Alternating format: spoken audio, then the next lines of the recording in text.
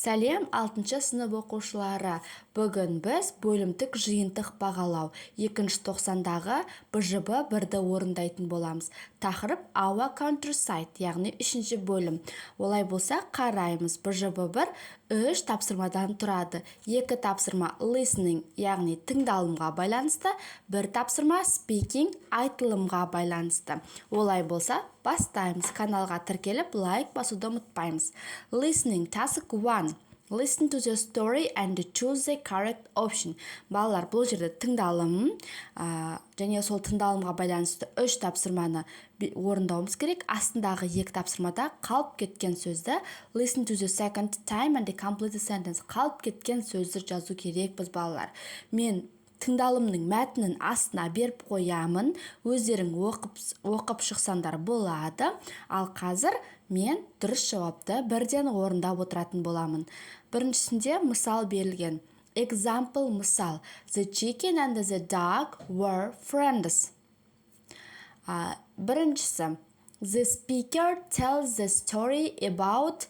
Екі сөздің дұрысын таңдау керекпіз. Біз дұрысын farm friends деп таңдаймыз. Екінші.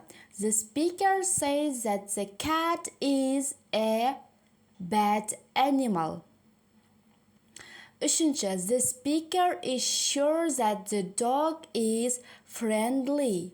Міне балалар, дұрыс варианттар, дұрыс нұсқалар осы. Астында мәтінге қарасаңдар болады. Екіншісінде task 2. Listen to the second time and complete the sentences. Екінші рет оқып шығып, мына қалып кеткен сөздерді сол мәтіннен жазсаңдар болады. Бірінші.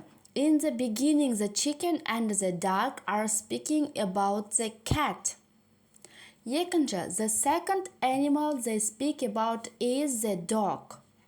Үшінші. At the end of the story, they speak about the man, farmer. Міне балалар, бірінші және екінші тапсырманың дұрыс жауаптары осы. Енді келесі тапсырмаға өтеміз. Үшінші тапсырма бізде speaking, ол бізде айтылым. Task 3. Learners work in pairs. Each pair get a picture. Learners describe the picture, participating in the discussion equally. Give some time to learners to get ready with questions to the picture. Look at the picture. Make a 2-3 minutes talk, asking and answering the questions. Балар, екі сурет берілген, екі суреттің қалаған біреуін таңдап, сол туралы мына сұрақтарға жауап беру арқылы кішкентай айтылым айту керекпіз. Яғни сұрақтар берілген. Бірінші, what can you see on the picture? Суреттен не көріп тұрсың? Is it a city or a country? Бұл қалашық па, жоқ, бұл үлкен мемлекет па? Үшінші, how many animals can you see on the farm?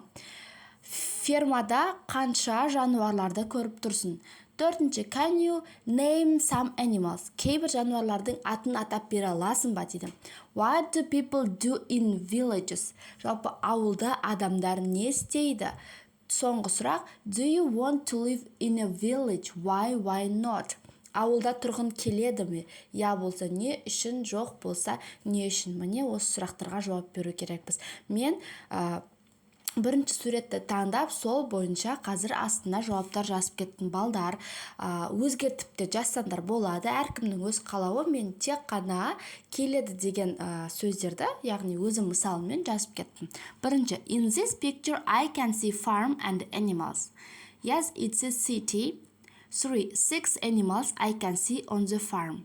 Төртінші, yes, I can. They are fox and cows and horse.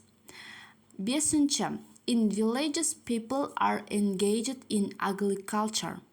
Алтыншы, no, I don't want to live in a village because I don't like village. Балалар, міне осылай тапсырманың барлығын орындап шықтық. Ұнаса лайк басып, сұрақтар болса комментарийға қалдырып кетсеңдер болады. Сау болыңдар.